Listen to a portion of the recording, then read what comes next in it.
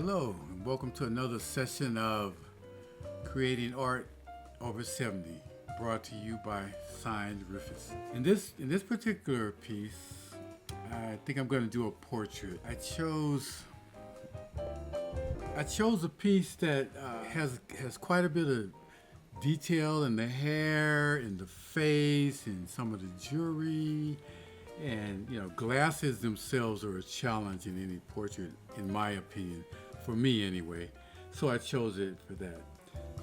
The color palette I'm using for this particular piece is going to be based on a gamut map here, and this is a triad gamut map.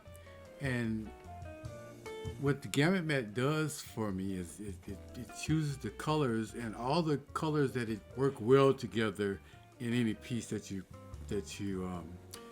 trying to present. They kind of complement each other per se. So that's what we chose here. And also, you see right here in the reference, I'm using a golden ratio in it, so I can really grasp the proportions, how I want the proportions to go in the actual piece of the story that I'm trying to tell. If it's a character or if it's an animal, whatever the case may be, I like to use the golden ratio. And sometimes I use the rule of thirds, those type of things to lay out in my pieces. But this particular one, I'm using the golden ratio here. And so we have this section here. I think I'm gonna choose it to use some of the bluer colors to try to bring this out right here. You can see some of the bluer colors in here to bring out the jacket area of the piece. Okay, and then here, of course, some of the more of the lavender, the violets, the purple colors. And I think the skin, I'm going to use a nice purple color. You know what? Let me turn off this camera. Okay, there we go. We didn't need my face in that piece. So anyway, what we're going to do here is we're going to use more of the purple ranges in order to capture the skin. I love using colors that are different than what the natural colors are.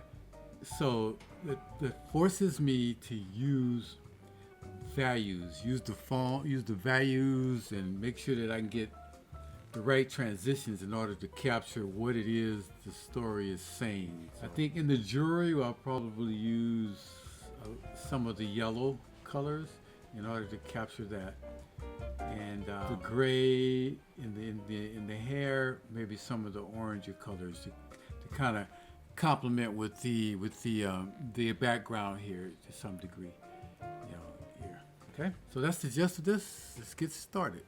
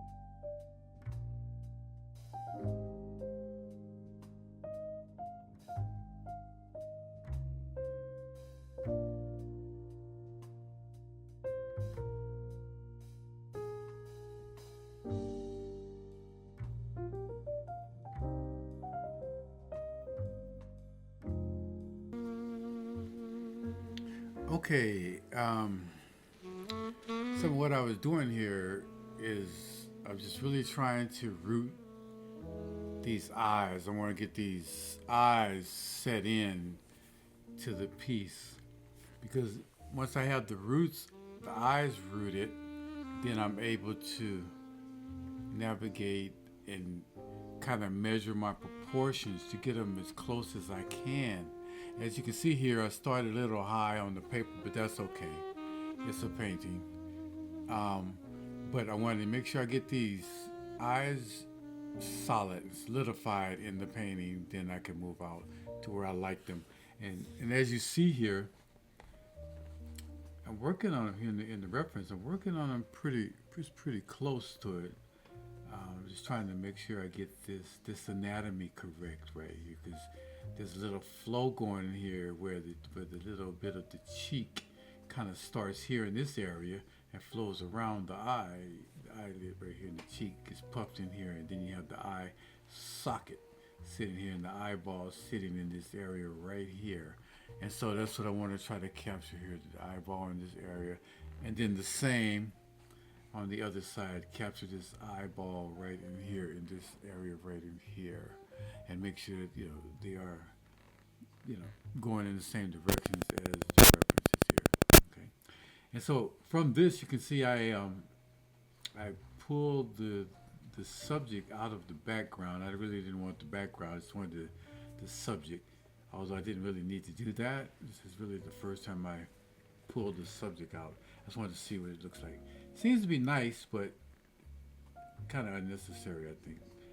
So anyway, what I was going on here is when I was trying to get the shape and the form of the cheeks and the form of the eyes going in and the form of the brow here captured.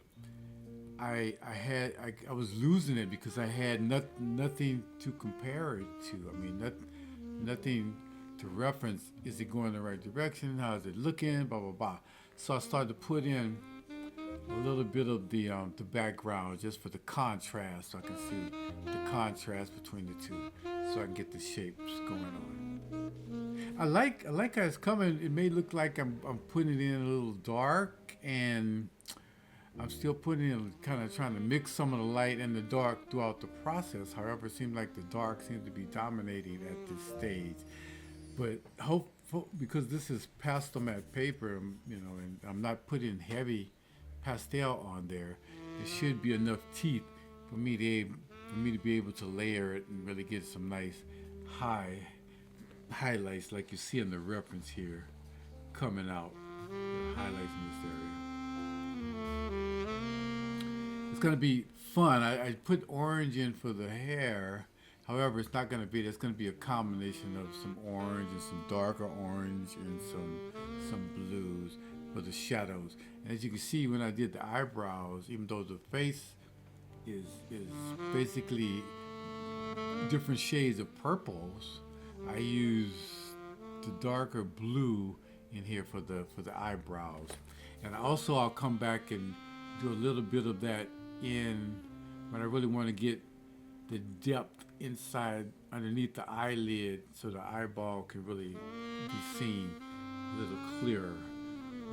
And then we'll come back and start outlining the glasses. But however, I'm going to work the rest of the piece before I start bringing in the glasses. I need to get to at least past the nose to the top of the lip before I start bringing in the glasses, so I have that contrast between the different areas in order to see if I'm getting the proportions and the actual subject matter correct. Okay.